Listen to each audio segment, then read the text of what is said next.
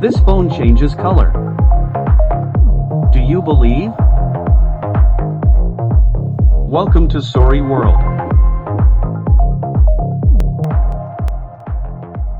When you go under the sun, the color changes.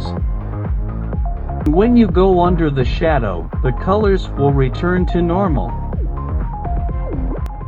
This technology is called photochromic. This technology is used in prescription glasses. Its design was inspired by a Dutch painter named Piet Mondrian, who was grid painting with original colors. The name of the phone is TECNO CAMON 19 Pro Model Mondrian Edition. Is only $300. Inside the phone box there is an earbuds with the same design and a button and neckerchief.